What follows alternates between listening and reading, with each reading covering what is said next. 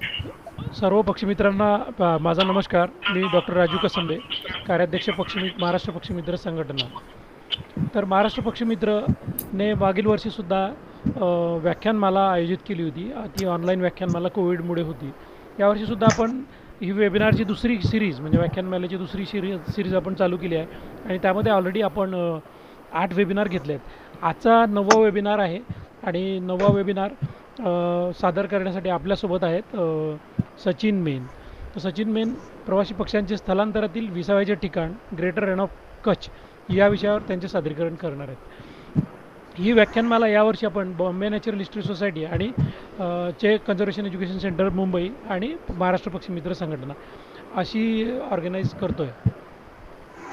तर महाराष्ट्र पक्षी मित्राबद्दल बोलायचं तर आपली महाराष्ट्र पक्षी मित्र संघटना जुनी आहे आणि 1981मध्ये स्थापना झाली होती आणि त्याच्या आता 34 दशकपूर्ती म्हणजे 40 वर्षे पूर्ण होत आहेत. आणि त्याबद्दल डॉक्टर वडतकर एक 2 शब्द माझं बोलून झाल्यानंतर सांगतीलच. तर ह्यामध्ये आपण जवळपास 1100 महाराष्ट्रातील 1100 पक्षीमित्र ह्या पक्षीमित्र संघटनेमध्ये आजीवन सदस्य आहे. आणि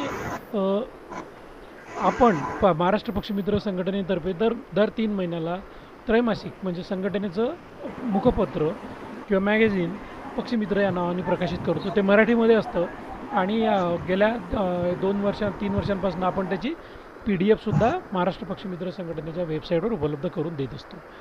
तर आजच्या वेबिनारमध्ये जे पक्षीमित्र जॉईन झाले आहेत आणि जे सदस्य नाहीत त्यांना मी विनंती करेल की त्यांनी महाराष्ट्र पक्षीमित्र संघटनेचे सदस्यत्व जरूर घ्यावे आणि ह्या चळवळीचा भाग किंवा हिस्सा व्हावा. दुसरं ही वेबिनार सिरीज ऑर्गनाईज करण्यामध्ये दुसरं पार्टनर ऑर्गनायझेशन म्हणजे बॉम्बे नॅचरल हिस्ट्री सोसायटी आणि मी BNHSमध्ये काम करतो. हे आमचं मुंबईचं ऑफिस आहे आणि माझ्या संस्थेबद्दल BNHSबद्दल माहिती हवी असेल तर BNHS.org ह्या वेबसाईटवर संकेतस्थळावर तुम्ही आणखी माहिती घेऊ शकता. तर BNHS ही खूप जुनी संस्था असून त्याची स्थापना 1883मध्ये झाली होती आणि BNHSचं जे मुंबईला आणखी एक कन्झर्वेशन एज्युकेशन सेंटर म्हणजे संवर्धन शिक्षण केंद्र आहे CEC, त्याचं मी काम बघतो आणि माझ्यासोबत आज नंदकिशोर दुधेसुद्धा जॉईन झाले आहेत, ते सुद्धा माझ्या चमूमध्ये आहेत. तर ह्या कन्झर्वेशन एज्युकेशन सेंटरमध्ये आम्ही पक्षीमित्रांसाठी निसर्गप्रेमींसाठी अनेक कोर्सेस त्यानंतर निसर्ग भ्रमंती जसे पक्षी निरीक्षण, फुलपाखरू निरीक्षण, butterfly festival, breakfast with butterfly असे कितीतरी कार्यक्रम घेतो.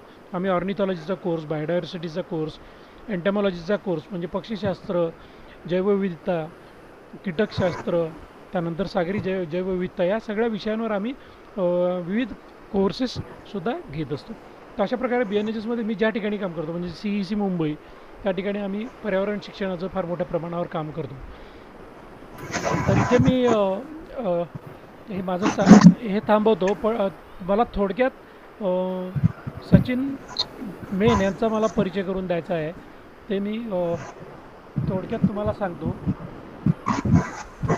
सचिन माझा गेल्या अनेक वर्षांपासून मित्र आहे आणि सचिनबद्दल एक थोडंसं बोलूया आपण डिटेलमध्ये, कारण त्यांचं जे कार्य आहे ते खूप खरंच चांगलं कार्य आहे आणि थोडक्यात मी त्यांच्याबद्दल सांगेल. सचिनचं खरं म्हणजे शिक्षण जे M.Tech आणि बॅचलर ऑफ आर्किटेक्चर असं झालेलं आहे आणि हा माणूस असलं M.Tech आणि बॅचलर ऑफ आर्किटेक्चर हे शिक्षण घेऊन पक्षी मित्र म्हणून पूर्ण वेळ ह्या क्षेत्रामध्ये म्हणजे निसर्ग संवर्धनाच्या कार्यामध्ये काम करतो आहे. त्यांनी 2003 साली निसर्ग संवर्धन व संरक्षणासाठी nature and environment society of Thane म्हणजे नेस्ट ही संस्था स्थापन केली. सातत्याने वर्तमानपत्रांमधून निसर्ग व पर्यावरणाविषयी लिखाण करून जंगलं, समुद्र किनारे असे विविध निसर्ग अधिवास नष्ट होण्यापासून वाचवण्यासाठी ते प्रयत्नशील असतात. 2011मध्ये त्यांनी पहिलं पुस्तक लिहिलं आणि ते होतं महाराष्ट्रातील राष्ट्रीय उद्याने व अभयारण्य. त्यानंतर त्यांनी 2012मध्ये वसई विरार शहराची बर्ड चेकलिस्ट म्हणजे पक्षी सूची संपादित केली आणि प्रकाशित केली त्यांच्या संस्थेतर्फे आणि ती खरंच खूप चांगली आहे. जून 11 ते 13मध्ये त्यांनी बेळगावच्या तरुण भारतमध्ये पक्षी विश्व सदराचं लेखन केलं आणि त्यानंतर त्यांचा 2015मध्ये महाराष्ट्र शासनाच्या डहाणू वन विभागातर्फे त्यांना निसर्ग मित्र पुरस्कार देण्यात आला. त्यानंतर सचिननी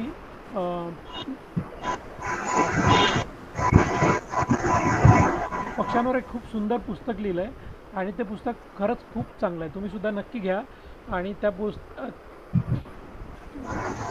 पक्षी विश्व नावाचं खूप सुंदर पुस्तक लिहिलं त्यांनी. आणि ते पक्षी जगत. हां, पक्षी जगत, सॉरी, जयंत वडतकर दाखवतात. पक्षी जगत नावाचं खूप सुंदर पुस्तक लिहिलं. त्यामध्ये आदिवासी लोक पक्ष्यांबद्दल कशा प्रकारे त्यांना ज्ञान असतं आणि खूप सुंदर अशी माहिती त्यांनी दिलेली आहे.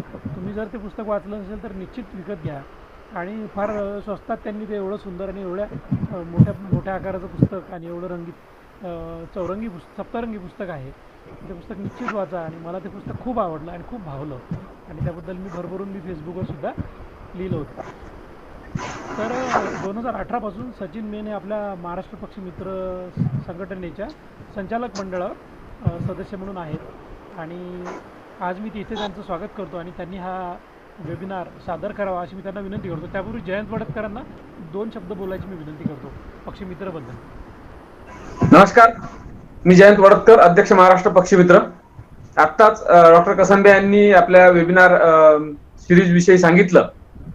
मी ह्यामध्ये 2 गोष्टी ऍड करतो. त्यांनी बोलताना हे पण सांगितलं की महाराष्ट्र पक्षी मित्रला यावर्षी 40 वर्ष पूर्ण होत आहेत येत्या 10 जानेवारीला.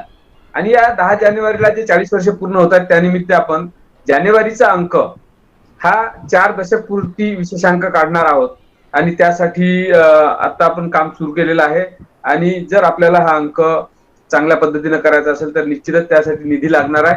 आणि त्याबाबतचं आवाहन म्हणजे जाहिरात स्वरूपात किंवा देणगी स्वरूपात अंकामधून आपल्या गेलेला आहे. आणि ह्या महिन्याचा जो अंक आहे तो मागच्या आठवड्यात सर्वांना पोस्टाने रवाना करण्यात आला आहे. अनेकांना तो मिळाला असेल किंवा काही लोकांना तो मिळेल.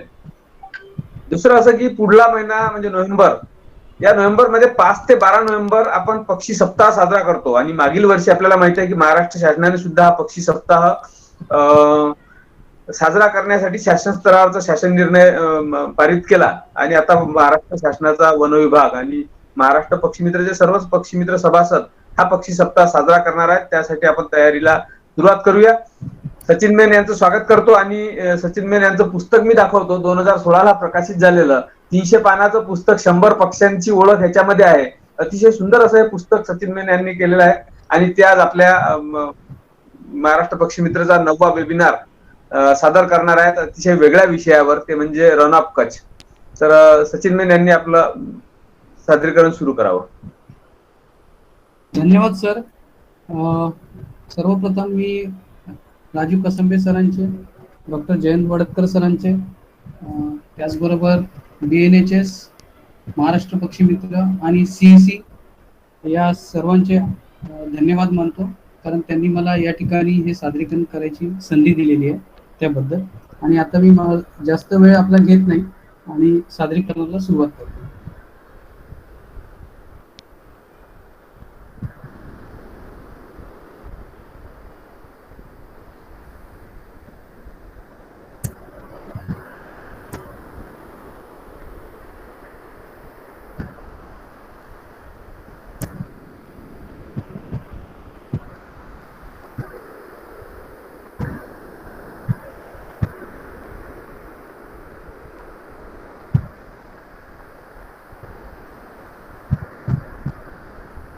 सर्वांना स्क्रीन दिसते माझी? कोणीतरी एकाने रिप्लाय करा. दिसते अगदी थँक्यू. ज्यांना दिसत नसेल त्यांनी सचिन मेन यांच्या स्क्रीनवर पिन नावाचं ऑप्शन येतं, ते पिन करून घ्यावं, म्हणजे मग तो फुल स्क्रीन येईल. कारण मला कोणाच्या कमेंट दिसणार नाही. जर कोणाला काही हे असेल, अडचण आली तर डायरेक्टली बोललं तर बरं पडेल. नाही, आम्ही बघून घेऊ कमेंट्स. अच्छा. आणि आपण प्रश्नोत्तर शेवटी घेऊया. पहिले तुम्ही सादरीकरण करावं. हो. तर बेसिकली जेव्हा हे सादरीकरण द्यायचं ठरलं, म्हणजे ज्यावेळेस मी आत्ताच या पॅसेज मायग्रेशनच्या टूरला जाऊन आलो आणि त्याच्या अगोदर सरांशी, कसंबे सरांशी माझं बोलणं झालेलं, त्यावेळेस की हा जो विषय आहे पॅसेज मायग्रेशन, याच्याबद्दल एक सादरीकरण आपण घेऊया असं सरांनी मला सुचवलं. आणि माझ्या इथे डोक्यात होतं की बाबा असं काहीतरी आपलं एक सादरीकरण झालं पाहिजे आणि हा जो वेगळा विषय आहे पॅसेज मायग्रेशन हा लोकांपर्यंत पोहोचला पाहिजे. म्हणजे मी सुद्धा या विषयाकडे सुरुवातीला जेव्हा 6-7 वर्षापूर्वी ज्यावेळेस याच्याकडे बघितलं तेव्हा मी सुद्धा नवीनच होतो. त्याच्यानंतर मग मी रेग्युलर दरवर्षी या पॅसेज मायग्रेशनसाठी जायला लागलो आणि मग मला त्याची आवड निर्माण झाली. आता अगदी सुरुवातीला जेव्हा मला जायचं होतं, तर तेव्हा नेमकं कशासाठी जायचं आहे, पॅसेज मायग्रेशन म्हणजे काय, कुठे जायचं, काय काय बघायचं, या सगळ्या गोष्टींचे प्रश्न जसे मला पडले, तसेच तुमच्यापैकी काही जणांना पडलेले असतील आणि त्याची उत्तरं देण्याचा मी प्रयत्न या सादरीकरणातून करत आहे. बेसिकली जेव्हा पॅसेज मायग्रेशन हा विषय आम्ही सादरीकरणाच्या स्वरूपात आणि तेही मराठीमध्ये द्यायचं होतं. मी नेहमी वेबिनारमध्ये सांगतो की माझं इंग्लिश फार चांगलं आहे आणि त्याच्यामुळे ती एक पळवाट मिळते मला, की मी इंग्लिश हिंदी वगैरे यूज करून ते सांगू शकतो. मराठीत त्याची काही पळवाट नाही, पण मला असं वाटलेलं की मराठीचं सादरीकरण आपण इझिली देऊ. पण पहिलाच जो शब्द होता पॅसेज मायग्रेशन, याला मराठीत करायचं हे इतकं अवघड गेलं. कारण मायग्रेशनला स्थलांतर हा शब्द आहे, पण पॅसेजला काय म्हणायचं, तर कॉरिडॉर म्हणायचं का काय म्हणायचं, आणि असा सगळा हा घोळ होता. तर त्याच्यामुळे बरंचसं डोकं खाजवलं आणि त्याच्यानंतर मग मला हे टायटल थोडंसं सुचलं आणि मग मी सरांबरोबर डिस्कस करून मग हे टायटल फायनल केलं.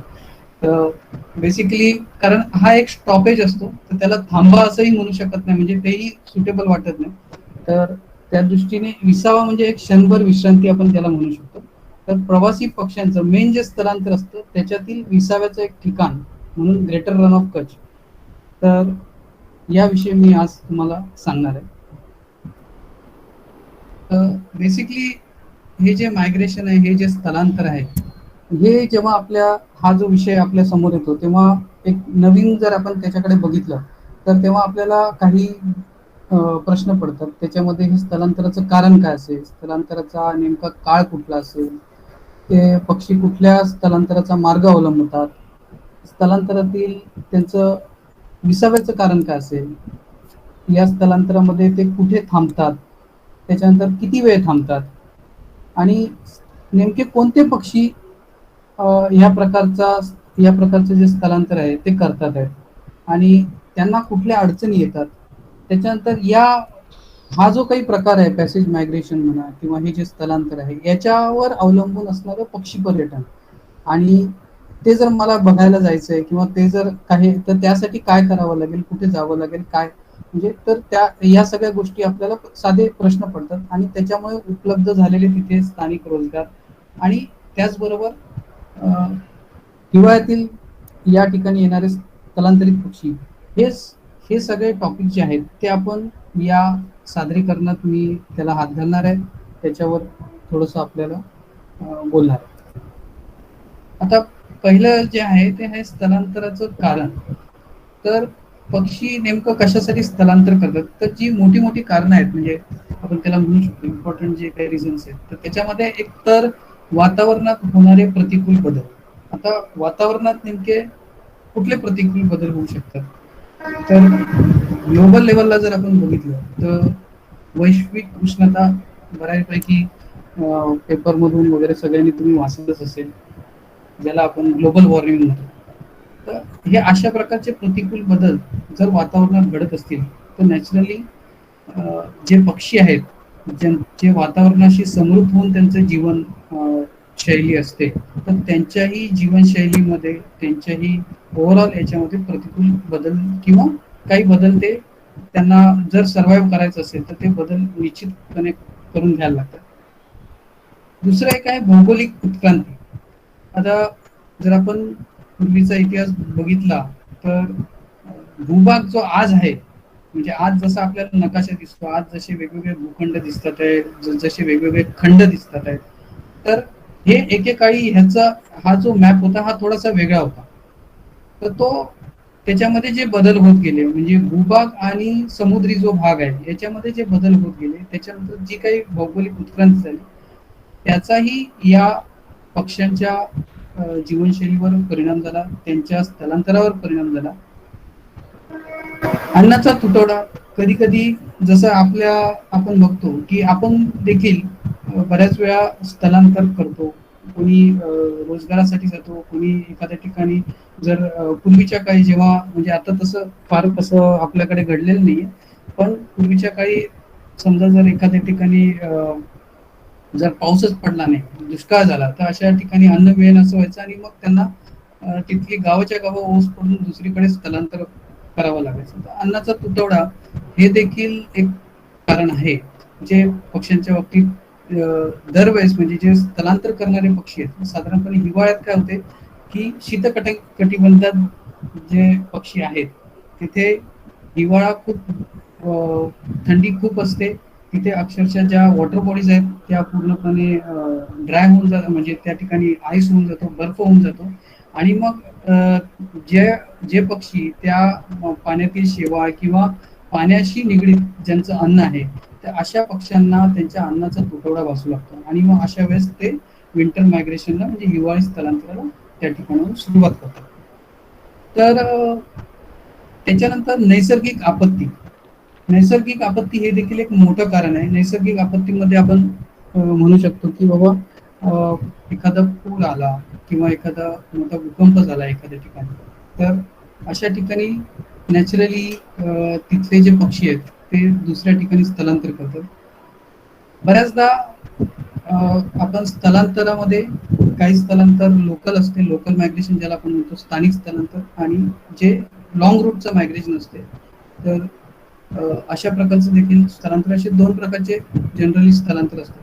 याच्यामध्ये एक इम्पॉर्टंट पॅटर्न जर आपण बघितला स्थलांतराचा, तर तो असतो ब्रीडिंग ग्राउंड, म्हणजे जे विणीचा जे त्यांचं स्थान आहे तिकडून जे नॉन ब्रीडिंग ग्राउंड, म्हणजे ज्या ठिकाणी आपण विण करत नाही अशा ठिकाणी. म्हणजे आता मला एक्झॅक्ट चपकल असा मराठी शब्द नाही भेटला म्हणून मी ते तेवढं इंग्लिशमध्ये टाईप केलं. म्हणजे मराठी किती अवघड आहे हे कधी कधी नंतर कळते जेव्हा आपण English to Marathi word to word जेव्हा ट्रान्सलेट करतो. तर non breeding ground, breeding ground to non breeding ground, हे देखील एक महत्वाचा पॅटर्न जो आहे तो आपल्याला स्थलांतराच्या याच्यात बघायला मिळतो. आणि साधारणपणे ब्रीडिंग ग्राउंड जे आहे हे बऱ्याच पक्ष्यांचं आपल्या नॉर्थला असते आणि ते साऊथला म्हणजे उष्ण कटिबंधाकडे ते मायग्रेट होतात नॉन ब्रीडिंग ग्राउंडकडे. तर आता आपण पुढे जाऊया. स्थलांतराचा जो काळ आहे, हा स्थलांतराचा काळ म्हणजे ब्रीडिंग केव्हा होते, म्हणजे वीन कधी होते, तर वसंत ऋतूमध्ये. म्हणजे वसंत ऋतूला आपल्या इकडे म्हटलं जातं की मिलनाचा ऋतू आहे. वसंत ऋतूमध्ये साधारणपणे 15 मार्च ते 15 जून, म्हणजे मार्च, एप्रिल, मे, जून असे 4 महिने आपण जर पकडले, 3-4 महिन्याचा हा जो काही काळ असतो, या काळामध्ये पक्ष्यांची जवळपास बऱ्याचशा पक्ष्यांची वीण होते. तर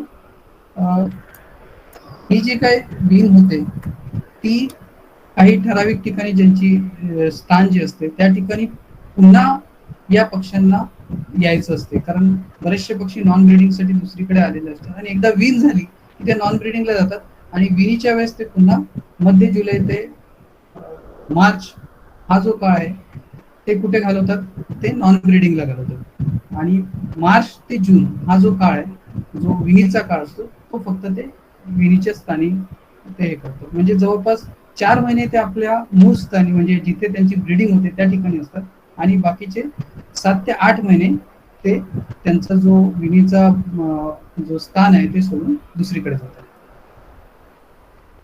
हा स्थलांतराचा मार्ग नेमका कसा आहे ते आपण या ठिकाणी बघणार आहोत. साधारणपणे युरोपमधून स्थलांतर होते. या ठिकाणी ग्रेटर रन ऑफ कच्छ आहे, गुजरातच्या एका कॉर्नरला आपण बघू शकतो, आणि तिथून मग गल्फकडे म्हणजे कुवेत, ओमान वगैरे ही जे देश आहेत त्या ठिकाणी जाते आणि तिथून मग साऊथ आफ्रिकेकडे हे पक्षी स्थलांतर करून येतात. तर हा एक जनरल जो मी आता हे स्पेसिफिक आपण GRKच्या मायग्रेशन म्हणजे ग्रेटर रन ऑफ कच्छ मधलं जे मायग्रेशन होते त्याचा पॅटर्न मी हा तुम्हाला दाखवतो आहे. हा सरसकट सगळ्या पक्ष्यांचा म्हणजे जगातल्या सगळ्या पक्ष्यांचा हा पॅटर्न नाही. जे पक्षी ग्रेटर रन ऑफ कच्छ मध्ये येतात त्या पक्ष्यांचा स्थलांतरातील हा जो मी मार्ग तुम्हाला दाखवलेला, उत्तरेकडून शीतकटिबंधाकडून दक्षिणेकडे उष्ण कटिबंधाकडे जाताना ते एक स्टॉपवर म्हणा, एक काही काळ म्हणा, विसावा घेण्यासाठी ते या ठिकाणी थांबतात. आता नेमकं विसाव्याचं कारण काय, तर हा जो युरोप पासून ते आफ्रिकेपर्यंतचा प्रवास आहे. हा साधारणपणे 8 ते 10 हजार किलोमीटर एवढा प्रवास आहे. आणि साधारणपणे 4.5 ते 5 हजार किलोमीटरवर आपलं ग्रेटर रन ऑफ कच्छ पडते. आणि त्याच्यानंतर पुन्हा तेवढंच अंतर त्यांना, म्हणजे साधारणपणे 1,000 किलोमीटरच्या आसपास त्यांच्या याच्यात फरक पडतो जर असा रूट पकडला तर. हा एक पहिला हे आहे. प्रवासाचा शीण दूर करणे, म्हणजे हा जो मोठा जो प्रवास आहे 10,000 किलोमीटरचा, तो जो आहे त्याचा क्षीण दूर करण्यासाठी कुठेतरी थांबणं गरजेचं आहे. जसं आपण मोठ्या प्रवासाला जाताना काही ठिकाणी आपण स्टॉप घेतो, तर तशा प्रकारचा एक स्टॉप जो आहे, तशा प्रकारचा एक विश्रांतीसाठी, काही काळ विश्रांतीसाठी, क्षणभर विश्रांतीसाठी ते या ठिकाणी. आता क्षणभर म्हणजे लिटरली वर्ड घेऊ नका, क्षणभर एक 40 ते 45 दिवसाचा हा स्टॉपेज असतो. आणि या काळामध्ये ते काय करतात, तर या काळामध्ये पुढचा जो प्रवास आहे त्यांचं, आपण म्हणतो फ्युएल संपलेलं असते. म्हणजे आपलं जर आपण एखादी गाडी चालवत गेलो तर आपलं जर पेट्रोल संपलं तर आपण पेट्रोलसाठी एखादी किंवा साधारणपणे संपणार असते तर त्याच्या अगोदर आपण पुन्हा पेट्रोल भरतो. तर तशाच प्रकारचं हा जो विसावाचा वेळ आहे यामध्ये ते काय करतात, पुढच्या प्रवासासाठी ऊर्जा साठवतात. तर ते फॅट गेन करतात, म्हणजे त्यांची चरबी. कारण हे जे तुम्ही आता पक्षी बघणार आहात ते साधारणपणे छोटे पक्षी आहेत. आणि छोट्या पक्ष्यांना जेव्हा मोठं स्थलांतर करायचं असते तर तेव्हा त्यांना त्या स्थलांतरासाठी त्यांना ऊर्जा लागते, त्यांना चरबी लागते त्यांच्या शरीरामध्ये, आणि ती गेन करण्यासाठी त्यांना थांबावं लागते.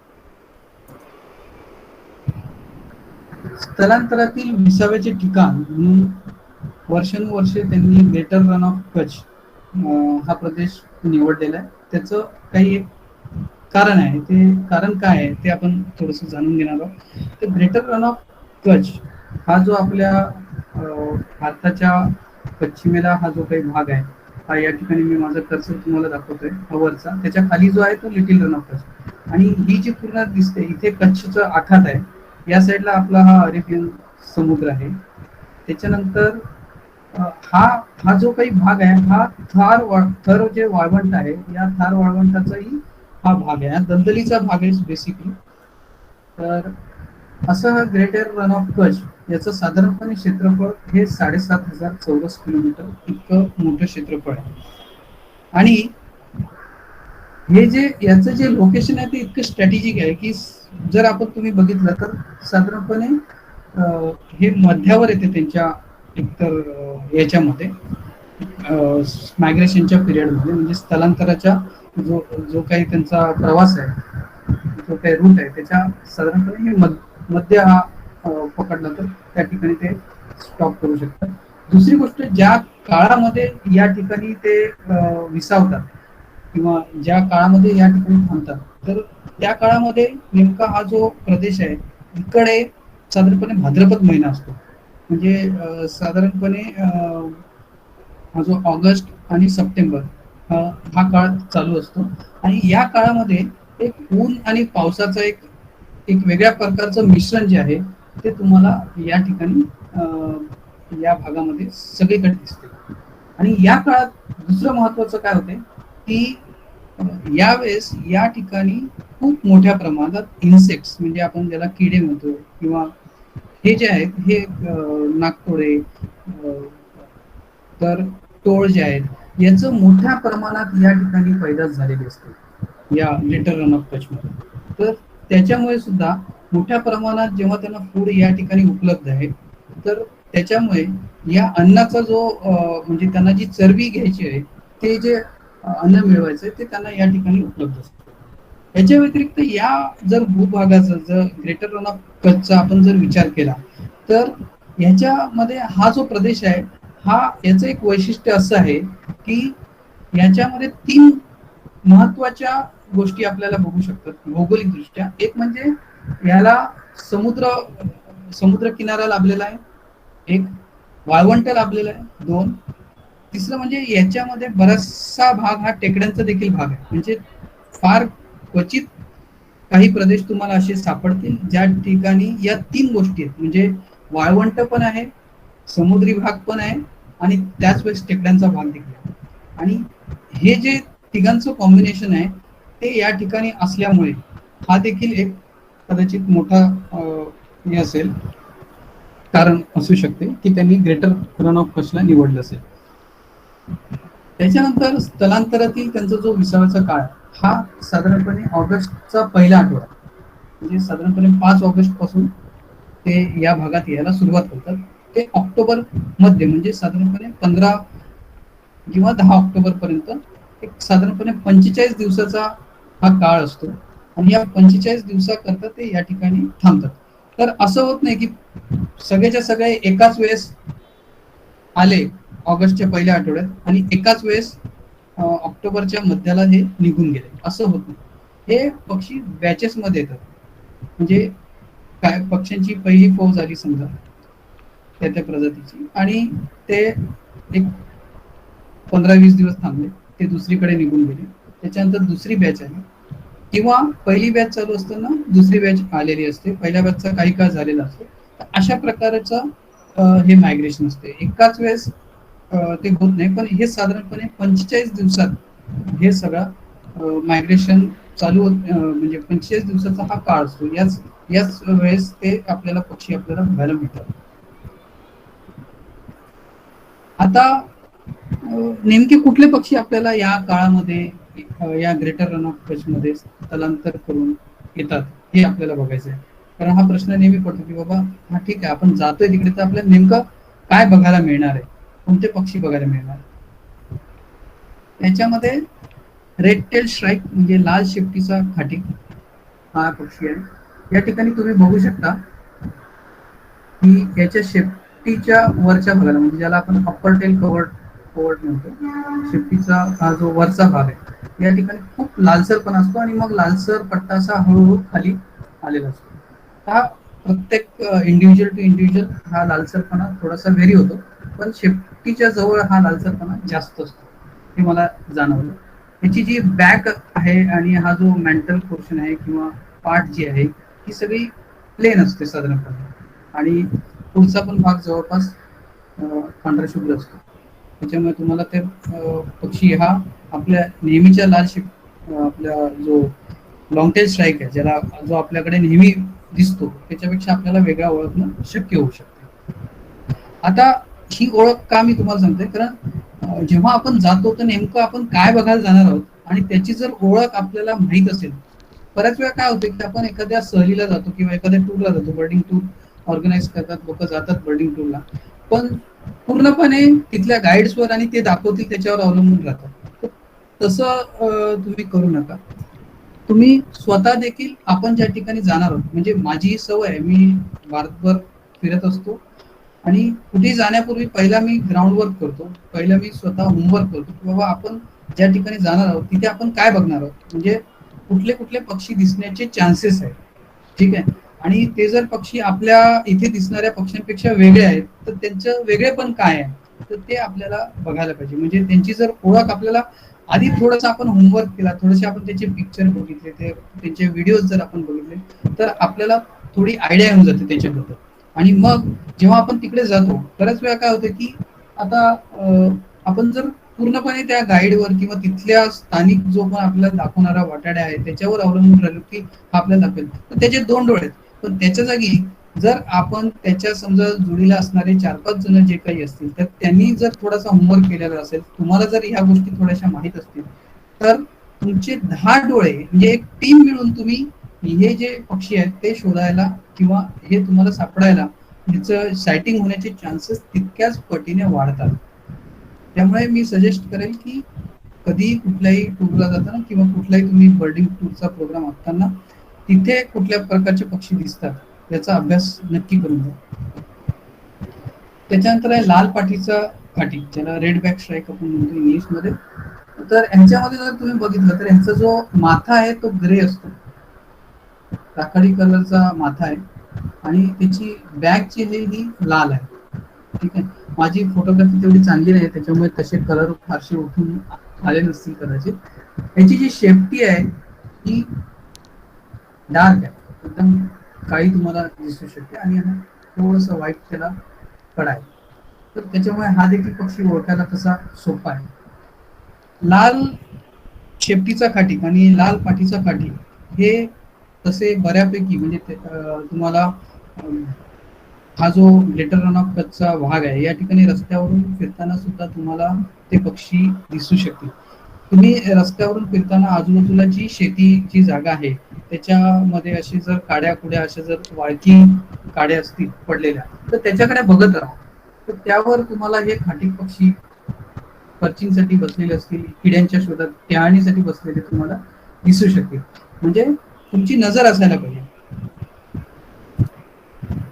त्याच्यानंतर एक महत्वाचा पक्षी, जो प्रवासी पक्षी आहे, लाल शेपटीचा झुडपी कपिदास, म्हणजे रुफस टेल्ड स्क्रब रॉबिन ज्याला आपण म्हणू शकतो. तर हा हा देखील एक दुर्मिळ पक्षी आहे. हा अनकॉमन. आता जेवढे ते दोघं दोघं जे होते, म्हणजे जे अगोदरचे मी तुम्हाला दाखवले, लाल पाठीचा काठीक आणि लाल शेपटीचा काठीक, हे साधारणपणे तुम्हाला बऱ्यापैकी रस्त्यावरून जाताना थोड्या थोड्या अंतराने, काही एखाद किलोमीटरच्या अंतराने तरी तुम्हाला सायटिंग होऊ शकते या काळामध्ये.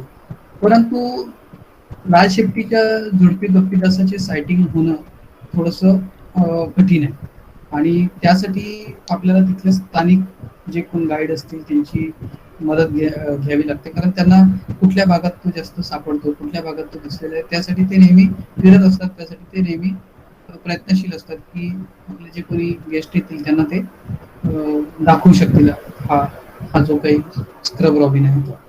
तर ह्या स्क्रब रॉबिनची मला आहे ना आता या ठिकाणी जवाई बांधला मी एक व्हिडिओ केला, तो तुम्हाला दाखवतो.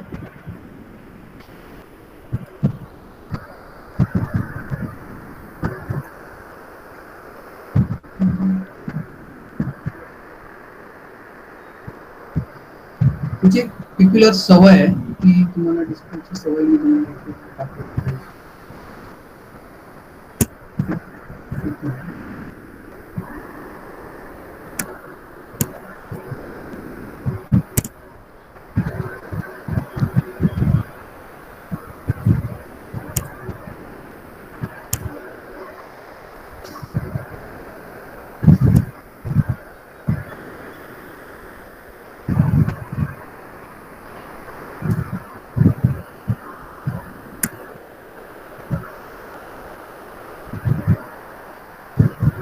माझ्या युट्यूब चॅनलवरील मागे जी जवाईची लेपर्डची सिरीज टाकली होती, त्याच्यामधला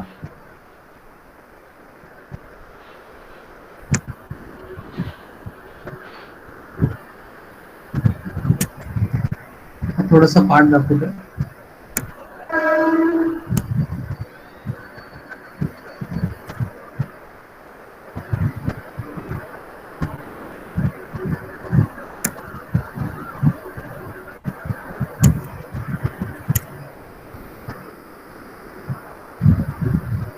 ही बघा, ह्याची जी शेपटी पसरवण्याची, आणि एकच नाही, परत थोडस पाठी जातो.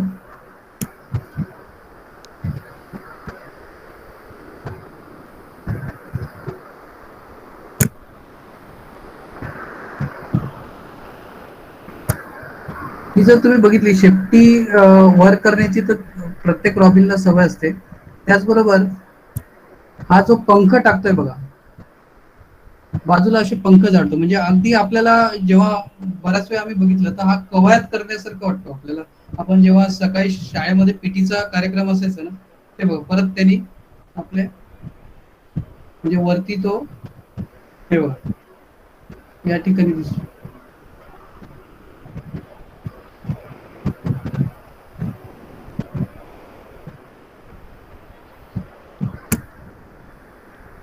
तर अशा प्रकारे ही त्याची सवय आहे ना, या काही सवयी टिपायला मिळू शकतात आपण या काळात जर गेलो तर.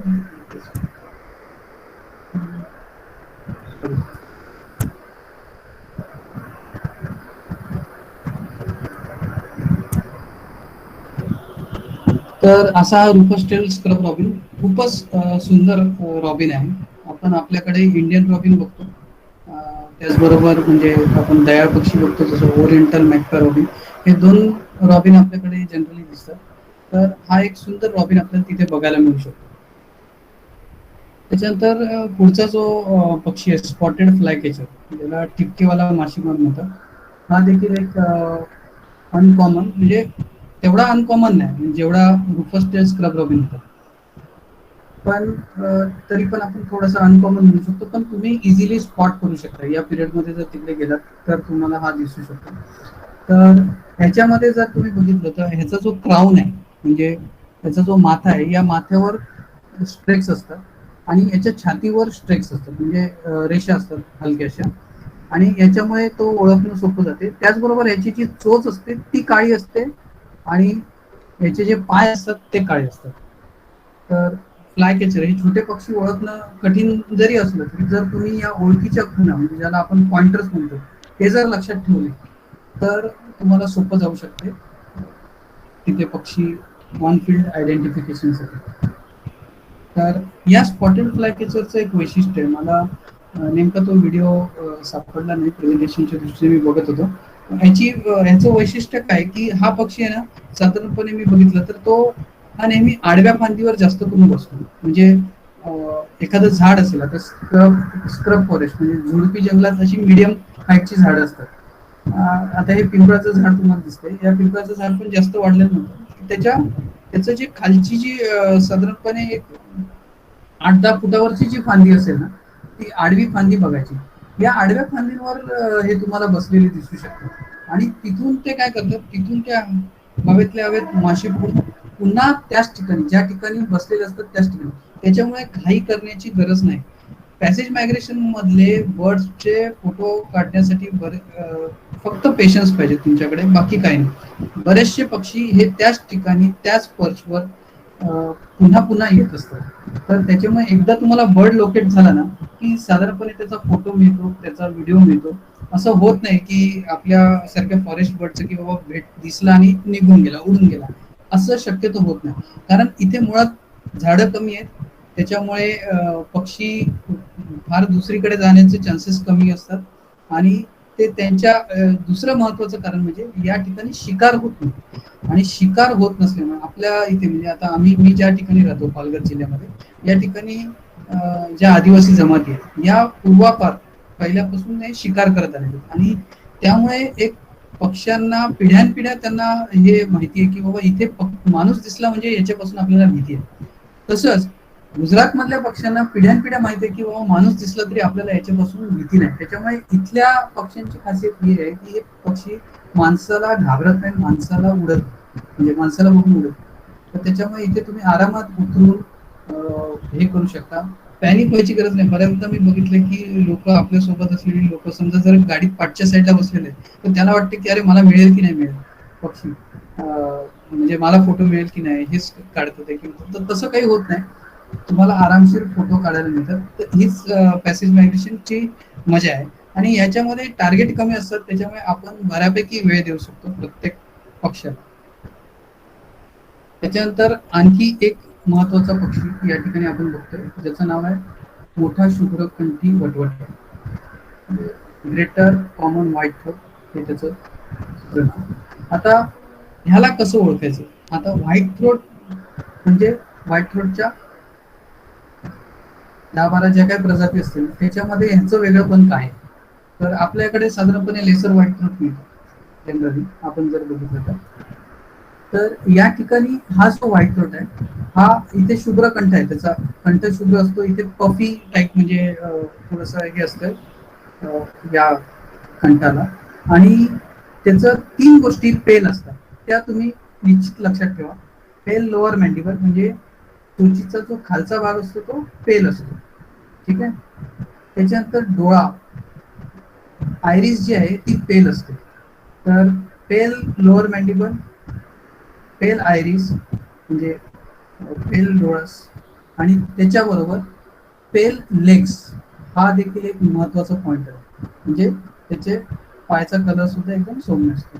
आणि त्याचबरोबर हे जे त्याचे पंखाचे हे कलर आहेत या इथे, हे रस्टी असतात. आणि ओव्हरऑल बाकी हा थोडासा ग्रेइश ब्राउनिश कलरचा बर्ड असतो. हा हा बर्ड देखील मिळणं फार कठीण जाते. कधी कधी तो इझिली मिळू शकतो जर तुमचं लक असेल तर, पण रुफस टेल स्क्रब रॉबिन सारखाच हाही शोधावा लागतो. आणि जर तुम्ही बऱ्यापैकी वेळ दिला तर तुम्हाला सापडू शकतो. तर ज्या काळ्या कुड्या वाळलेल्या असतात अशा ठिकाणी जर मोठा झुपका जर तुम्हाला दिसला तर त्या ठिकाणी तुम्ही बघत राहा, तुम्हाला हा पक्षी दिसण्याचे चान्सेस. बऱ्याच वेळा त्या ठिकाणी तुम्हाला रुफस फ्रंटेड प्रिनियासारखे पक्षी देखील बघायला मिळू शकतात. त्याच्यानंतर एक महत्वाचा पक्षी आहे युरेशियन कोकिळ अथवा सामान्य कोकिळ. हा आपल्याकडे देखील बघायला मिळतो, अगदी ताडोबापर्यंत याचं सायटिंग होते, अगदी पुण्याला पण मिळतो, आपल्याकडे पण मिळतो, भिगवणला पण मिळतो. तर हा जो युरेशियन कप्पू, ज्याला कॉमन कप्पू असंही म्हटलं जातं, तर हा हा देखील पक्षी जो आहे हा तिथे बऱ्यापैकी आपल्याला बघायला मिळू शकतो. बऱ्याचदा हा वायरवर दिसतो, रोड साईडला शेतामध्ये आपल्याला वायरवर हा पक्षी बघायला मिळतो. ह्याच्यामध्ये जनरली मेल जो असतो हा ग्रे मॉर्थचा असतो. फिमेल जी असते तिच्यामध्ये दोन प्रकारचे मॉर्फ असतात. मॉर्फ म्हणजे दोन प्रकारचं कलरेशन असतं. एक तर ग्रे कलर असू शकतो आणि त्याचबरोबर कधी कधी रुफस मॉर्फ असतो. ज्या रुफस मॉर्फ जो असतो त्याला आपण हेपॅटिक मॉर्फ म्हणतो. तर अशा प्रकारचा हा, आणि ह्याचा जर तुम्ही ओव्हरऑल आकार बघितला तर हा आकार इतर कप्पू जे आहेत त्यांच्या तुलनेत हा जरा सिलेंडर आहे. म्हणजे निमू आपण काय म्हणू शकतो, एक प्रकारचा मला आता नेमका शब्द नाही म्हणता येत, पण एक लांबुळका पण आहे थोडासा, याचे पंख पण लांब असतात. आणि दुसरी गोष्ट म्हणजे याचं महत्वाचं आहे की याला येलो आयरिस असतो, म्हणजे येलो रिंग कडा पण आहे आणि त्याच्या आतमध्ये हा येलो आयरिस पण. त्याच्यामुळे ही हा पक्षी आपल्याला ओळखणं खूप जमू शकते. आता पुण्याला पण याचं मला वाटतं RI टेकडीवर बऱ्याच जणांना सेटिंग चालू आहे, लेसर कप्पूचंही सेटिंग चालू आहे. तर असा हा युरेशियन कोकिळ. हा कोकिळ आपल्याला बऱ्यापैकी म्हणजे खालपर्यंत येतो. परंतु रेडबॅक स्ट्राईक म्हणा, रेड टेल स्ट्राईक म्हणा, त्याच्यानंतर रुफस टेल स्क्रब रॉबिन, हे हे जे पक्षी आहेत आणि तुमचा ग्रेटर व्हाईट थ्रोट, हे साधारणपणे गुजरात आणि हा जो आपला याचा भाग जो आहे म्हणजे थर वाळवंटाचा उत्तरेकडचा भाग, जसा आपला राजस्थानला लागून जे डेझर्ट नॅशनल पार्क आहे, या ठिकाणी याचं सेटिंग होऊ शकते. परंतु हे जे युरेशियन कप्पू आहे ते आपल्याला खाली मिळू शकतो. युरोपियन रोलर हा देखील आपल्याकडे सापडतो, पण तिकडे हा मोठ्या प्रमाणात सापडतो. भुजला जर गेलो तर साधारणपणे दर 500-1000 मीटरवर आपल्याला त्याचं सेटिंग होऊ शकते. बऱ्याचदा तुम्हाला हा तिथे एखाद्या लाकडावर वगैरे बसलेला दिसू शकतो शेतातल्या पर्च साठी, आणि कधी कधी तो वरती बऱ्याच वेळा म्हणजे तुम्हाला तारेवर दिसू शकतो. तर आपल्याकडे जे रोलर बर्ड आहेत म्हणजे आपल्याकडे इंडियन रोलर सापडतो, याच्यापेक्षा याचा जो कलर आहे तो पेल आहे आणि खूप बऱ्यापैकी युनिफॉर्म कलरचा वाटतो. याची हा जो अंडर पार्ट्स हा जो ही कलर आहे इथे पण बऱ्यापैकी प्लेन असतो, वेळेस आपल्या जो इंडियन रोलर आहे त्याला बऱ्यापैकी स्ट्रेक्स असतात. तर असा हा युरोपियन रोलर. युरोपियन नावाचे जे काही पक्षी आहेत यांचं साधारणपणे ब्रीडिंग हे युरोपमध्ये होते, म्हणून त्यांना तसं आपल्याला तसं नाव दिलेलं युरोपियन. तर एक तर युरोपमध्ये होते आणि काही सेंट्रल आशियाचा जो भाग आहे त्या त्या भागामध्ये यांचं ब्रीडिंग होते. तसाच आपल्याकडे सुद्धा दिसणारा आणि भुजमध्ये सुद्धा, परंतु तेवढा कॉमन नाही. ठीक आहे, जेवढा बाकीचे हे आहेत समजा आपण बोलू शकतो तर ते कॉमन आहेत, परंतु ब्ल्यूचिक बी तर तेवढा कॉमन नाही. तर तोही तिथे बऱ्यापैकी आपल्याला बघायला मिळतो. आपल्याकडे ब्ल्यूटेल बी इटर देखील भेटतो आणि त्याचबरोबर ग्रीन बी इटर भेटतो. पण हा जो ब्ल्यूचिक बी इटर आहे याचं हा जो वरचा भुवळीचा भाग आहे आणि हा खालचा या या रेषेच्या म्हणजे त्याची जी काळी जी पट्टी आहे ही डोळ्याची, त्याच्या खाली आणि वर दोन्हीकडे आपल्याला साधारणपणे पांढरा पट्टा बघायला मिळतो. त्याचबरोबर हा जो ब्रेस्टच्या इथला जो हा जो रंग आहे हा देखील तुम्हाला ब्ल्यूटेल बी इटर पेक्षा वेगळा असतो. त्याची जी एक्सटेंट आहे. ह्याच्यानंतर आणखी एक पक्षी आपल्याला इकडे बघायला मिळू शकतो, तो आहे युरेशियन हॉबी अथवा युरेशियन ससाना आपण ज्याला म्हणू शकतो. हा हा जो ससाना आहे हा आपल्या तिकडे देखील बघायला मिळतो. मी तुंगारेश्वरला देखील याला बघितलेलं आहे, म्हणजे आमच्या वसईचा जो फॉरेस्ट एरिया आहे त्या ठिकाणी. आणि खाली पण मला वाटते हा भेटतो साधारणपणे पुण्यापर्यंत. तर ड्युरेशन हवी आपल्याला मिळू शकतो, परंतु तसाही हा अनकॉमन आहे, म्हणजे ओपन लँडमध्ये बऱ्यापैकी असतो. सगळ्यात महत्वाचा स्टार खेळाडू जर आपण ज्याला म्हणू शकतो या पॅसेज मायग्रेशन मधला, तर तो आहे युरोपियन रोलर. असं होऊ शकते की तुम्ही पॅसेज मायग्रेशनच्या टूरला गेलेत, पण त्या वर्षी तुम्हाला युरोपियन रोलर भेटलाच नाही, असंही होऊ शकते. भेटला, त्याचा फोटोग्राफ नाही मिळाला, असंही होऊ शकते. माझं असं असं दोन्ही म्हणजे असंही झालेलं आहे. आणि त्याचबरोबर तुम्हाला असं होऊ शकते की बाबा दिसलेला आहे, फोटोग्राफ झालेला आहे, पण फांद्या आड येत होत्या तशा प्रकारचं. कारण सचिन भाई, हा, हॅलो, मी भरत बोलतो, भरत कापडी हाँ सर, भरत जी बोलिए, आपका ही बोलतो. फोटोग्राफ। ये हाँ, नहीं नहीं, रोलर आपने लिखा है, नाइट अरे chair, sorry sorry European sorry, Knight chair. हाँ हाँ हाँ, वो एक्चुअली रह गया कॉपी पेस्ट में मेरे ख्याल से। ऊपर ऊपर मराठी में अच्छे से लिखा है हाँ हाँ यूरोपियन हाँ रातवा, हाँ, नहीं नहीं लेकिन नहीं, नीचे आप तो रोलर देख के बोल रहे हैं। यस ठीक, यस यस, थैंक यू ठीक है भाई, thank you for pinpointing. Okay. हाँ हाँ, वो कॉपी पेस्ट हो गया, इसके लिए European nightjar, sorry. So European nightjar हा इथला स्टार खेळाडू आहे. आणि ह्याचं सायटिंग फार फार रेअर आहे. तर आपल्याकडे साधारणपणे इंडियन नाईट जार भेटतो, जंगल नाईट जार भेटतो, जेरडॉन नाईट जार भेटतो, सवाना नाईट जार देखील दिसतो. युरोपियन नाईट जार जर बघायचं असेल तर आपल्याला या भागात जावं लागेल. याचा ओळखायची महत्वाची जर खूण जर तुम्ही बघितली ना, तर हा जो पट्टा आहे हा खूप प्रॉमिनंट असतो इतर नाईट जारच्या तुलनेत. हा पट्टा जर तुम्हाला एकदम प्रॉमिनंट दिसला, आणि बाकीचे जे पट्टे असतात या इकडचे विंगवरचे, ज्याला आपण कोवर्ट्स पण म्हणतो, तर ते बँड्स तेवढे प्रॉमिनंट नसतात. हा बँड तेवढा उठून असतो, आणि एक इथला स्कॅप्युलरचा बँड. तर ही जी कॉम्बिनेशन आहे ही तुम्हाला, आणि बाकी ओव्हरऑल तुम्ही मग इतर क्राऊनचं फीचर्स आणि हे सगळं कॉम्बिनेशन घेऊन तुम्ही युरोपियन नाईट जार हे करू शकता, आयडेंटिफाय करू शकता. त्याच्यानंतर पॅसेज मायग्रंट म्हणता येणार नाही, परंतु या पिरियडमध्ये बऱ्याचदा वॅग्रंट म्हणून आलेला हा पक्षी मी या ठिकाणी टाकलेला आहे, युरेशियन स्कॉप्सॉल, ज्याला सामान्य युरेशियन शिंगळा घुबड देखील मराठीत म्हटलं जाते. तर हा जो स्कॉप्सोल आहे हा थोडाफार पॅलेट स्कॉप्सॉल सारखाच दिसतो, पण पॅलेट स्कॉप्सोल खूप खूप पेल असतो त्याच्यापेक्षा. हा थोडासा ग्रेइश आहे, आणि याच्यावर थोडेसे स्कॅप्युलरवर वगैरे स्पॉट्स जास्ती असतात त्याच्या तुलनेत. तो बऱ्यापैकी युनिफॉर्म असतो. आता हा जो काळ आहे, विसाव्याचा काळ, यामध्ये आणि एरवी सुद्धा या ठिकाणी कुठल्या कुठल्या अडचणी या भागामध्ये असतात. तर त्यामध्ये गुरचराई आहे, सरपण गोळा करण्यासाठी लोक जातात, म्हणजे बऱ्यापैकी फिरत असतात जंगलामध्ये. त्याच्यानंतर मीठ काढण्याचं काम वेटलँडच्या साईडला चालत असतं. तर ह्या थोडासा याचा डिस्टर्बन्स पक्ष्यांना होऊ शकतो, परंतु मी मानेल की शेवटी ह्या त्यांच्या दैनंदिन जीवनातल्या गोष्टी आहे, आणि त्याचा फारसा असा पक्ष्यांच्या जीवनावर परिणाम नाही होऊ शकत जितका शहरीकरणामुळे जो अधिवास नष्ट होतो, आणि त्याच्यामुळे जो पूर्णपणे तिथे येणारे पक्षी दुसरीकडे डेव्हिएट होतात, किंवा त्यांना ज्या काही अडचणी येतात तेवढ्या मोठ्या अडचणी या ठिकाणी बघायला मिळत नाही.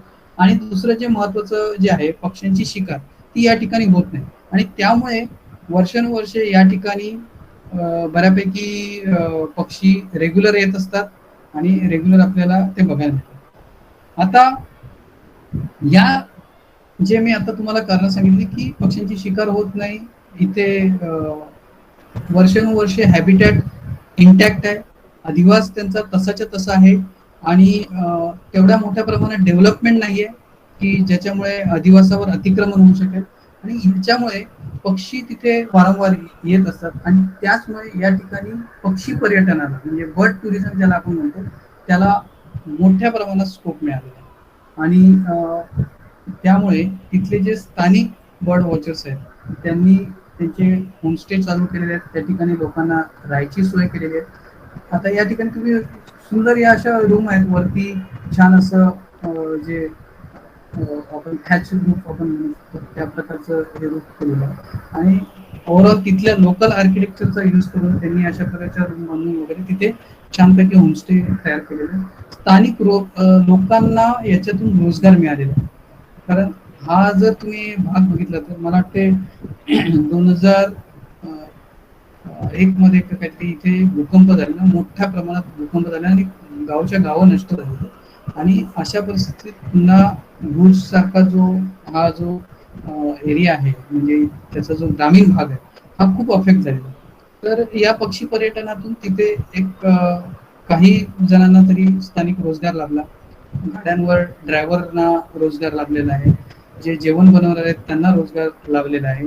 तिथे जे काही मेंटेनन्ससाठी मुलं असतात त्यांना, किचन वगैरे सांभाळायला मुलं आहेत त्यांना रोजगार लाभलेला. तर एकंदर पक्षी पर्यटनातून स्थानिक लोकांना रोजगार लाभल्यामुळे देखील पक्ष्यांविषयी थोडस आणखी एक प्रकारची त्यांना जी, म्हणजे त्या गावामध्ये सुद्धा जर कोणाला काही पक्षी दिसले तर ते तिथले जे स्थानिक पक्षी मित्र आहेत त्यांना सांगतात आणि हे स्थानिक पक्षी मित्र मग त्यांच्या थ्रू आपल्याला पण ते पक्षी दाखवू शकतात.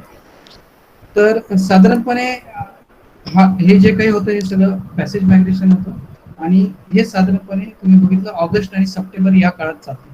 तर पक्षी पर्यटन मग हे ऑगस्ट आणि सप्टेंबर पुरताच इथे मर्यादित आहे का? तर तसं नाही. कारण सप्टेंबर जसं संपला त्याच्यानंतर एक ऑक्टोबरचा समजा आपण ऑक्टोबर हिट एवढी जर सोडली तर नोव्हेंबर पासून या ठिकाणी हिवाळी स्थलांतर पक्ष्यांचं व्हायला सुरुवात होते. तर मी त्याला जास्त हात नाही घालणार कारण आपला मेन टॉपिक जो होता तो पॅसेज मायग्रेशन, त्याच्यावर मी आतापर्यंत तुम्हाला दाखवलेला. त्याच्यानंतर हिवाळ्यातील स्थलांतरित पक्ष्यांना मी फक्त तुम्हाला ओळख करून देतो की कुठले कुठले पक्षी या ठिकाणी स्थलांतरित करून द्या. त्यातले हायलाइटेड जे पक्षी आहेत म्हणजे जे महत्वाचे पक्षी आहेत ते मी तुम्हाला इथे सांगतो. म्हणजे साधारणपणे तुम्हाला तिथल्या पक्षींची आहे. इथे इजिप्शियन वल्चर येतात. कारण इथल्या ज्या वेटलँड्स असतात त्या सुकायला सुरुवात होते. ऑक्टोबरमध्ये बऱ्यापैकी हीटमुळे इथल्या वेटलँड सुकायला सुरुवात होते आणि नोव्हेंबर पासून म्हणजे जी इथे बन्नी ग्रासलँड आहे जी पाण्याखाली गेलेली असते ती त्या ठिकाणी पूर्णपणे तुम्हाला आतमध्ये शिरायला, गाड्या घेऊन जायला, सफारी करायला तिथे वाव मिळतो. आणि मग या ठिकाणी तुम्हाला Egyptian vulture, eastern Imperial eagle, शाही गरुड सारखे मोठे गरुड पक्षी कधी खाली बसलेले, कधी उंच आकाशात उडताना दिसू शकतात. स्टेपी ईगल, नेपाळी गरुड ज्याला आपण म्हणतो, तो देखील या ठिकाणी येतो.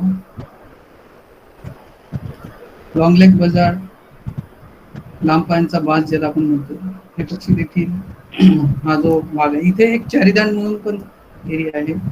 तिथे पण मोठ्या प्रमाणात रॅप्टर्स आपल्याला बघायला मिळतात. बनीच्या ग्रासलँड मध्ये जर सफारी केली तर तिथे सुद्धा मोठ्या प्रमाणात आपल्याला अशा प्रकारचे रॅप्टर्स, वल्चर्स, आपल्याला शिकारी पक्षी आपल्याला बघायला मिळतात. कारण ओपन लँड असते तर त्या ठिकाणी त्यांना आपलं भक्ष्य मिळणं सोपं जातं. लग्गर ससाना हा देखील तिकडे बघायला मिळू शकतो. मर्लिन सारखा हिवाळी तुरमुती ज्याला म्हणतात, हा लिटिल रन ऑफ कच्छ मध्ये पण दिसतो, आपल्या GRK ला पण दिसतो. छोटासा रॅप्टर आहे पण खूप सुंदर दिसतो. ब्लूइश ग्रे कलरचा त्याचा जी पाठ आहे आणि ओव्हरऑल त्याचा अपीरन्स खूप सुंदर होतो. चंडोल म्हणजे जे गुचर पक्षी आहेत त्याच्यामध्ये थोडा आपल्याकडे साधारणपणे ग्रेटर शॉर्टटोन लार्क किंवा इतर आपल्या ज्या regular oriental Skylark, Malabar lark मिळतात. तर इकडे बायमॅक्युलेटेड लार्क मिळते. या बायमॅक्युलेटेड लार्क बघायला जर आपल्याला बघितलं तर तिचा हा जो पोर्शन आहे बघा, एक तर चोच मोठी असते तुलनेने आणि हा थोडासा भाग जो आहे तो थोडासा पिवळसर असतो. आणि या ठिकाणी इथे बऱ्यापैकी काळ्या खुणा असतात आणि ओव्हरऑल तिचा अपीरन्स मोठाच असतो. क्रेस्टेड लार्क आपल्याकडे क्रेस्टेड मध्ये मलबार क्रेस्टेड लार्क आहे. तर तिथे क्रेस्टेड लार्क म्हणजे तुरेवाला चंडोल ज्याचा तुरा पण मोठा असतो आणि ज्याची चोच जी आहे ती बऱ्यापैकी मोठी असते. म्हणजे आपल्याला मेकआउट करता येईल की इतकी मोठी चोच लार्क मध्ये यायला मिळाली. आणि म्हणून अशा प्रकारचे तुरेवाले चंडोल देखील आपल्याला या ठिकाणी इथले इम्पॉर्टंट बर्ड्स आहेत.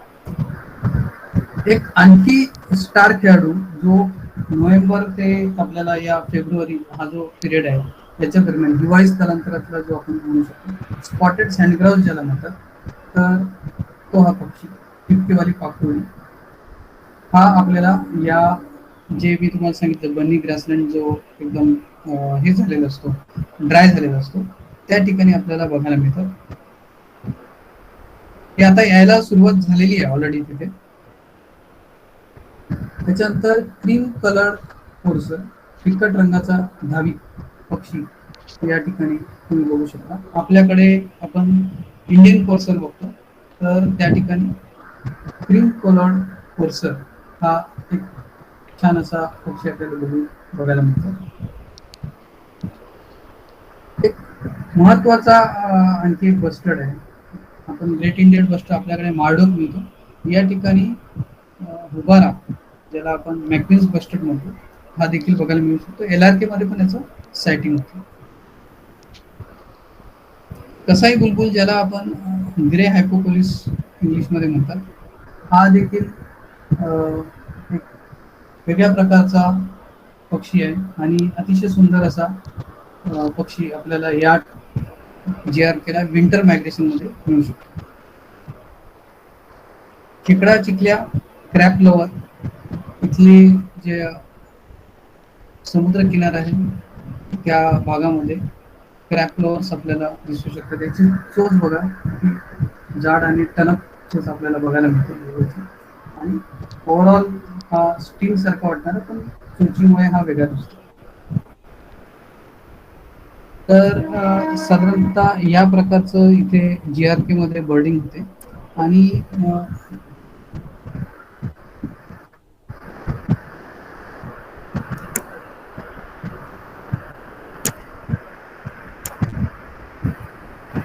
Thank you thank you Sachin Benz.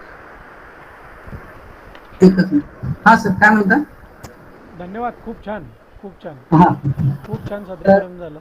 बोला बोला. हा. तर इथलं जे एकच मिनिट मी प्रेझेंटेशन बंद करू का हो की चालेल चालेल चालू? चालेल. एकच मिनिट.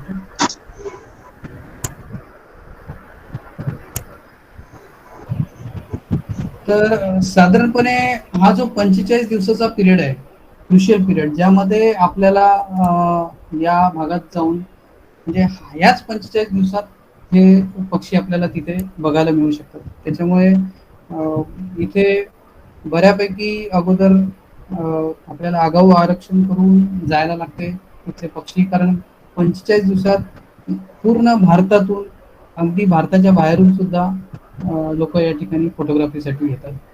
तर अशा प्रकारचा हा एक साधारणपणे पॅसेज मायग्रेशनचा काळ असतो. ऑक्टोबरच्या मध्यापासून हे पक्षी तिथून निघून जायला सुरुवात करतात. मग ते पुढे आपला प्रवास चालू करतात. जसं मगाशी सांगितलं गल्फकडे जातात. ओमान, कतार, दुबई या भागात जाऊन मग पुढे ते आफ्रिकेकडे जातात. तर साधारणपणे या अशा दरवर्षी मी या ठिकाणी जात असतो. आता आताच मी नुकता या सप्टेंबरला तिथे जाऊन आलो. त्याची आता माझी सिरीज पण चालू आहे आपल्या यूट्यूब चॅनलवर. त्याचं व्लॉगिंग करतो मी आणि त्याच्याद्वारे नेमकं त्या जर्नीमध्ये आपल्याला काय काय बघायला मिळते, जर्नी कशी असते, कुठे आपण जातो, काय काय करतो, दिवसभर आपण कशा प्रकारचे आपल्याला सायटिंग होतात. म्हणजे एक थोडीशी आयडिया येते की बाबा चालत जाऊन आपल्याला पक्षी बघायचे, आपल्याला व्हेकलनी पक्षी बघायला लागतात की नेमकं कशा प्रकारे आपल्याला ट्रेकिंग करावं लागते का, तर ट्रेकिंग फार कमी करावं लागते. बऱ्याच ठिकाणी आपल्याला गाडीतून थोडंसं उतरून अगदी थोडंसं म्हणजे एक 100-200 मीटर पर्यंत चालणं एवढंच साधारणपणे हे असते. SB agriculture. थँक्यू. हां थँक्यू सचिन. हां. मला असं वाटतं आता आपण काही प्रश्न घेऊया. हो. पहिले प्रकाश कुलकर्णी सरांनी त्याचा हात वर केला आहे, पण त्याच्या आधी एक चॅटमध्ये एक प्रश्न आहे. त्या हां. प्रश्नाचं तुम्ही उत्तर द्या. मग नंतर प्रकाश कुलकर्णी सरांचा प्रश्न घेऊया. ते म्हणजे माहिती खूप थांबा सॉरी, पक्षी जगत पुस्तक कुठे मिळेल हा प्रश्न आहे पहिला. अच्छा. पक्षी जगत पुस्तक सर मी ह्याच्यावर आपला एक मिनिट. ॲमेझॉनवर आहे का की बुक गंगावर आहे? ॲमेझॉनवर नसेल. एकतर आमचं नेस्टचं वेबसाईटवर आहे. मी त्यांना वेबसाईटचं हे देऊ शकतो ऑनलाईन. चॅटमध्ये लिंक टाका चॅटमध्ये. हां हां हां. एकच मिनिट. चालेल. अ, तोपर्यंत प्रकाश कुलकर्णी सर तुम्ही हात वर केला होता, तुम्ही हे करा. बाकीच्या ज्यांना प्रश्न विचारायचे आहेत त्यांनी खाली हँड रेज नावाचा एक ऑप्शन आहे, रेज हँड, जो हाताचा पंजा दाखवला आहे ते वापरून कृपया हे करावं, म्हणजे मग जेणेकरून आपण एक एक करून प्रश्न घेऊ शकतो. हां, प्रकाश कुलकर्णी सर बोला. सर अनम्यूट करा स्वतःला. सर आवाज नाही येते तुमचा.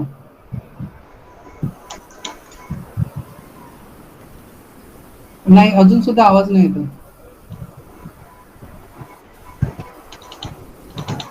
नाही नाही सर, चॅटमध्ये टाईप करा. दुसऱ्या कोणाला प्रश्न असेल तर त्यांनी कृपया हँड रेज करावा. सर प्रेझेंटेशन मध्ये कुठे असं म्हणजे टेक्निकल काही प्रॉब्लेम वगैरे, आवाज कमी येत होता किंवा असं काही नाही ना? नाही नाही, कुठेही प्रॉब्लेम आले नाही. अतिशय सुंदर झालं सादरीकरण. अच्छा. कुठेही काहीही प्रॉब्लेम आलेला नाही. हां तुमचं हां. अभिनंदन, खूप छान तुम्ही सादरीकरण केलं. तर धन्यवाद. हां, तर कुणाचे प्रश्न दिसत नाही. कुलकर्णी सरांचा फक्त प्रश्न आहे, पण त्यांचा आवाज आपल्याला ऐकायला येत नाही आहे. हो. अर्णव पटवर्धन यांनी प्रश्न विचारला आहे, रन ऑफ कच्छमध्ये पक्षी आयडेंटिफाय करायला कोणते पुस्तक आहे का? नाही तसं तर कुठलं पुस्तक नाहीये, पण आपलं बर्ड्स ऑफ आपण सगळेजण जे वापरतो, बर्ड्स ऑफ इंडियन सबकॉन्टिनेंट ते आहे. त्याच्यामध्ये बऱ्यापैकी हे आहे. आणखी दुसरं तर असं सेपरेट असं मला गुजरातचे काही पक्ष्यांचं असेल, पण ते गुजराती भाषेत आहे की काय त्याची आयडिया नाहीये. पण जनरली आपण आता जे पर्टिक्युलरली पॅसेज मायग्रेशन करता आपण जर बघितलं तर बाकीचे पक्षी आपल्या सारखेच आहेत, काही वेगळे नाहीये. हरकत नाही. पण पर्टिक्युलरली काही स्थलांतरित जे पक्षी आहेत यांचं जर आयडेंटिफिकेशन आपण जर माहीत करून अगोदरच गेलो तर आपल्याला ते सोपं पडू शकतं. बरं. पुरुषोत्तम पाटील यांना विनंती आहे की त्यांनी प्रश्न घ्यावा, त्यांचा प्रश्न घ्यावा. माझा काही प्रश्न नाही, चुकून ते प्रेस झालेलं बटन सुरुवातीलाच. ठीक आहे. हे Sudhakar birds of Birds of गुजरातचं गुजरात. पुस्तक आहे. कुराडे सचिन, सर दाखवत आहेत. हां बर्ड्स ऑफ गुजरात. हां हां, बरोबर बरोबर. एक पुस्तक मला मला वाटते सर आपण इकडे घेतलं का, ते याच्यामध्ये मिळाल, आपण इकडे गेलेलो जामनगरला जो हे झालेला बघा. अगदी बरोबर. Bird watchers conference. बरोबर ना? अगदी बरोबर. हा हा, जामनगरला पक्षी मित्र संमेलन खूप मोठ्या प्रमाणात भरलेलं त्या ठिकाणी. हे तिथे एक डेंटिस्ट डॉक्टर आहेत, हा, आर हा. बी बालर म्हणून, त्यांचं पुस्तक आहे. बरोबर बरोबर बरोबर. मला आता आठवलं, मला ते नेमकं आठवत नव्हतं त्याचं नाव काय आहे. बरं झालं आहे, माझ्याकडे पण ते आहे. आपण त्यावेळेस आणि- गेलेलो, मला वाटतं प्रत्येकाला त्यांनी ते किट हो हो हो. आणि इंग्लिश मध्ये आहे, फोटोही आहेत. हा हा. एक प्रश्न विचारलाय त्यांनी आता, प्रश्न तो घेतो. चॅट बॉक्स मध्ये प्रश्न आहे, चॅट बॉक्स मध्ये. घेतो एक मिनिट थांबा. कुलकर्णी सरांनी विचारला, webinar was very informative and I enjoyed it. I would like to be a member. What is the procedure? पक्षी मित्राचे सदस्यत्व घ्यायचं आहे. डॉक्टर वडतकरांसाठी प्रश्न. महाराष्ट्र पक्षी मित्रची जी वेबसाईट आहे पक्षीमित्र.org, यावर आपल्याला ऑनलाईन फॉर्म भरता येईल सभासदत्व घेण्यासाठी. आणि त्या ठिकाणी आपल्या बँकेचे, महाराष्ट्र पक्षी मित्रचे बँक डिटेल्स दिलेले आहेत. त्यावर आपल्याला ऑनलाईन पद्धतीनं जी सभासद शुल्क आहे 1000 रुपये, ते ट्रान्सफर केले की आपलं मेंबरशिपची प्रक्रिया करता येईल. विजय पाटील यांनी कमेंट केलं आहे की grasslands near Bhigwan and Baramati similar sightings are observed असं म्हटलंय. त्यानंतर अर्णव पटवर्धन, तर अजून कोणाचे काही प्रश्न आहेत? Can you please send link of the book birds of Gujarat? Vijay Patil यांनी म्हटलंय ग्रासलँड. एक प्रश्न, हॅलो सर, एक प्रश्न विचारलाय, पर्यटनाच्या दृष्टिकोनातून पाहिले तर तरुणांसाठी काय संधी उपलब्ध आहे? हां, प्रतीश पाटील यांचा प्रश्न. पर्यटनाच्या दृष्टीतून, हा, पर्यटनाच्या दृष्टिकोनातून पक्षी पाहिले तर पर्यटन तरुणांसाठी म्हटलंय की नाही, नुसतं पर्यटनाच्या दृष्टिकोनातून असं त्यांनी लिहिलंय. चॅटबॉक्स मध्ये प्रश्न आहे, तो मी पहा. हो हो घेतला Chat box ला प्रश्न आहे. बॉक्स मध्ये वर पाहिजे ना. हा, बरोबर. आता त्याच्यामध्ये असं आहे, पर्यटनाच्या दृष्टीने जर हा जेव्हा मी भाग बघितला, तर तेव्हा एक तर मी पक्षी पर्यटनाबद्दल इथे बोललो असतो मला. जे इतर पर्यटन आहे, म्हणजे आता त्या ठिकाणी भुजचा जो भाग आहे तिथे खूप कल्चरल ऍक्टिव्हिटीज साठी हा फेमस आहे. तर तिथे काल पण आला. कल्चरल टूर सुद्धा तिथे चांगल्या प्रकारे ऑर्गनाईज करता येतील, जेणेकरून तिथल्या स्थानिक लोकांना सुद्धा तिथे रोजगार मिळेल आणि तिथे याची पर्यटनाच्या याच्यातून त्यांनाही संधी मिळू शकेल आणि आपल्यालाही त्याचा फायदा होऊ शकेल. तर तिथे बऱ्यापैकी कल्चरल टूर्स नेल्या जातात, तेही तुम्हाला ऑनलाईन बघता येतील. तर त्याच्यातून तुम्ही तुमच्या भागात मध्ये तिकडे तुम्ही जाऊ शकता. तिथे कल्चरल टूर्स वगैरे, आणि तसं काही असेल तुमच्या डोक्यामध्ये तर मला कॉन्टॅक्ट करा, मी जरूर त्याच्याबद्दल माहिती देईल. माझ्याजवळ जी माहिती असेल ती शेअर करेन. थँक्यू. मला वाटतं आता काही प्रश्न दिसत नाही आहे, तर डॉक्टर वडतकरांना मी विनंती करतो की त्यांनी आपल्या आजच्या वेबिनारचं हे करावं, समारोप. नमस्कार. सचिन मेन यांनी आजचा जो विषय आहे, ग्रेटर रन ऑफ कच्छ येथे येणारे पॅसेज मायग्रंट, हा विषय अतिशय अभ्यासपूर्ण आणि अतिशय सुंदर असं सादरीकरण केलेलं आहे. विशेष म्हणजे ते संपूर्ण भारतभर पक्ष्यांच्या अभ्यासासाठी, पक्षी छायाचित्रणासाठी फिरत असतात आणि पक्षी पर्यटन हा त्यांचा आवडीचा विषय आहे. मला असं वाटतं की या भागात जाण्यासाठी सचिन मेन आपल्याला, ज्यांना कोणाला जायचं असेल त्याच्यासाठी मी सचिन मेन यांच्याशी जर संपर्क केला तर ते तुम्हाला नक्कीच मदत करू शकतील. तर महाराष्ट्र पक्षमित्र आणि BNHSचा हा जो वेबिनार आहे, यामध्ये आज सचिन मेन यांनी अभ्यासपूर्ण सादरीकरण केलं, त्याबद्दल सर्वप्रथम मी सचिनजी यांचं आभार व्यक्त करतो. तसंच आजच्या वेबिनारला जवळपास 60 पेक्षा जास्त पार्टिसिपंट सहभागी झाले होते, त्यांचा सुद्धा आभार व्यक्त करतो आणि आजचा वेबिनार हा इथे आपण थांबूया. थँक्यू. नमस्कार सगळ्यांना. नमस्कार. थँक्यू. Bye bye.